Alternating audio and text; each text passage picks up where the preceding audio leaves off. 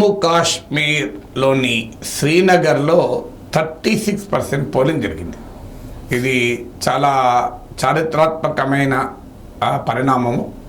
ఎందుకంటే 2019 ఎలక్షన్స్లో శ్రీనగర్లో కేవలం 14%, లిటిల్ అబౌవ్ 14% పోలింగ్ మాత్రమే జరిగింది.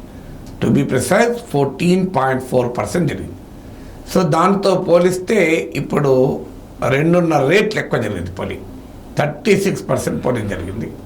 స్టిల్ 36% తక్కువే కావచ్చు, కానీ జమ్మూ కాశ్మీర్లో ఉన్న పరిస్థితుల నేపథ్యంలో చూస్తే, లేదు హైదరాబాద్ లాంటి మహానగరంతో పోలిస్తే చూసినా కూడా it's a very huge polling.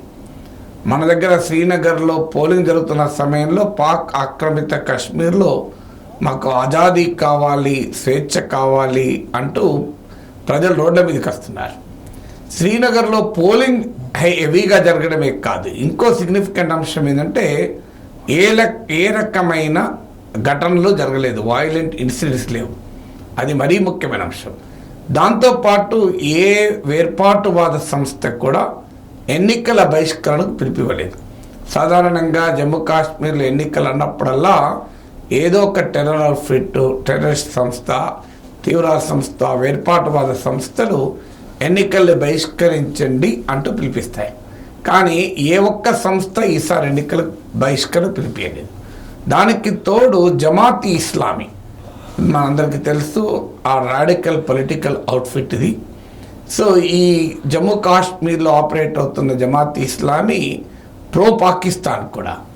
So ఈ సంస్థ ఆఖరికి మాపై నిషేధం కనుక ఎత్తివేస్తే మేము కూడా ఎన్నికల్లో పాల్గొంటామంటూ స్టేట్మెంట్ ఇచ్చారు.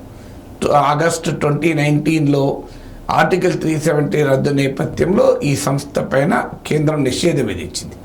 సో ఈ పరిణామాలన్నీ ఏం తెలియజేస్తున్నాయి? ఒకటి, పీస్ఫుల్ పోలింగే కాదు, హై టర్నౌట్ రావడము జమ్మూ కాశ్మీర్ ప్రజల్లో ప్రజాస్వామ్యం పట్ల ఉన్న విశ్వాసము, ఉన్న ఆసక్తి మనకు తెలియజేస్తుంది.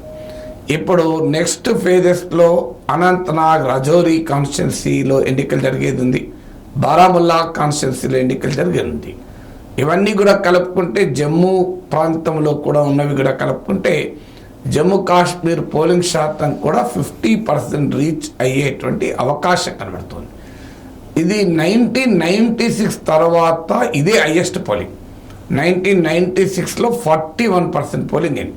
జమ్మూ కాశ్మీర్లో 1990స్లో వేర్పాటువాద హింస, సెపరేటిస్ట్ వైలెన్స్, తీవ్రవాద కార్యకలాపాలు, పాక్ ప్రేరేపిత ఉగ్రవాదుల చొరబాట్లు ఇవన్నీ మొదలయ్యాక జమ్మూ కాశ్మీర్లో ఓటింగు తగ్గుతూ వచ్చింది. 1996లో 41% అయితే ఆ తర్వాత ఇదే హైయెస్ట్.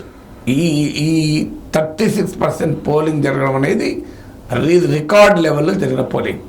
సో అందువల్ల దీన్ని స్ట్రెంగ్తన్ చేసుకొని భారత ప్రభుత్వము శ్రీనగర్లో జమ్మూ కాశ్మీర్ ప్రజల్లో విశ్వాసాన్ని పొందే చర్యలు మరిన్ని తీసుకోవాలి. వాస్తవంగా 2020లోనే 2019 ఆగస్ట్ 2019లో ఆర్టికల్ 370 రద్దు చేసి జమ్మూ కాశ్మీర్కున్న రాష్ట్ర హోదాను తొలగించి కేంద్రపాలిత ప్రాంతాలు చేశాక రాజకీయ కార్యకలాపాలపైన తీవ్ర నిర్బంధం కేంద్రం విధించింది. అప్పటి నుంచి రాష్ట్రపతి పాలనలోనే జమ్మూ కాశ్మీర్ ఉంది. జమ్మూ కాశ్మీర్ అసెంబ్లీ లేదు, ఇప్పుడు జమ్మూ కాశ్మీర్ రాష్ట్ర ప్రభుత్వం కూడా లేదు. అనేక మంది రాజకీయ నాయకుల్ని, మాజీ ముఖ్యమంత్రులు మహబూబా ముఫ్తీ, ఫరూక్ అబ్దుల్లా వీళ్ళందరినీ జైల్లో పెట్టారు. నార్మల్ పొలిటికల్ యాక్టివిటీ దాదాపు స్తంభించిపోయింది. ఆ తర్వాత 2020లో డిస్ట్రిక్ట్ డెవలప్మెంట్ కౌన్సిల్కు ఎన్నికలు జరిపారు. ఇది క్షేత్రస్థాయి, స్థానిక స్థాయిలో ప్రజాస్వామ్యానికి ఒక ఊతాన్నిచ్చింది. ఆ తర్వాత ఇప్పుడు పార్లమెంట్ ఎన్నికల్లో ఈ స్థాయిలో ఓటింగ్ జరిగింది. దీని మీద బిల్డ్ చేసుకోవాలనుకుంటే కేంద్రం, భారత ప్రభుత్వం వెంటనే జమ్మూ కాశ్మీర్కు రాష్ట్ర హోదా పునరుద్ధరించాలి. ఇది కనీస చర్య. ఆర్టికల్ 370 రద్దు అనేది బీజేపీ విధానం, దాంట్లో ఏ మార్పు ఉండదు. కానీ అట్లీస్ట్ జమ్మూ కాశ్మీర్కు రాష్ట్ర హోదా మళ్ళీ ఇస్తాము, పరిస్థితులు సద్దుమణిగా కానీ భారతీయ జనతా పార్టీ ప్రామిస్ చేసింది.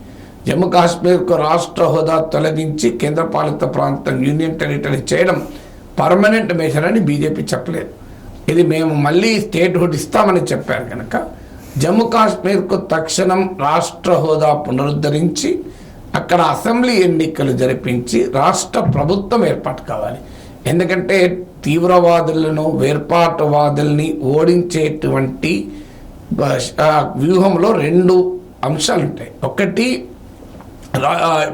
వాయిలెన్స్ను, ఆయా సాయుధ దాడుల్ని ఖచ్చితంగా బలప్రయోగం ద్వారానే అణచివేయాలి. యూజ్ ఆఫ్ ఫోర్స్ అది తప్పదు.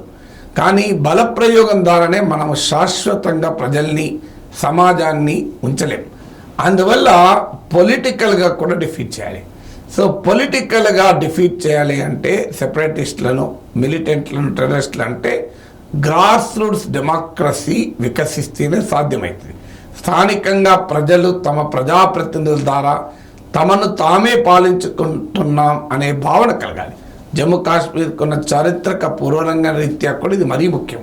లేదంటే మమ్మల్ని ఢిల్లీ పాలిస్తోంది, కేంద్రం పాలిస్తోంది అనేటువంటి భావన పెరిగితే అది జమ్మూ కాశ్మీర్లో వేర్పాటువాదులకు స్కోప్ ఇస్తుంది.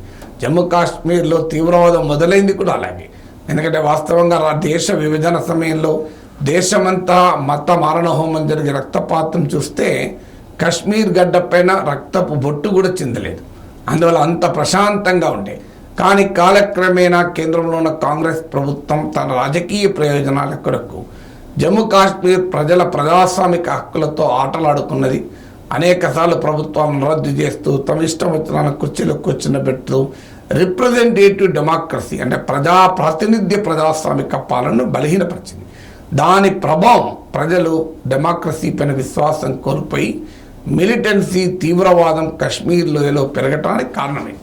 అందువల్ల ఇప్పుడైనా కేంద్ర ప్రభుత్వం ఈ మారిన సానుకూల పరిస్థితుల్ని ఉపయోగించుకొని జమ్మూ కాశ్మీర్ ప్రజల్లోకి విశ్వాసాన్ని కలిగించాలి. భారతదేశంలో అంతర్భాగంగా ఉన్న జమ్మూ కాశ్మీర్ను జమ్మూ కాశ్మీర్ ప్రజలే పాలించుకుంటారు. మీ స్వయం పాలన అంటే దేశం నుంచి విడిపోవడం కాదు.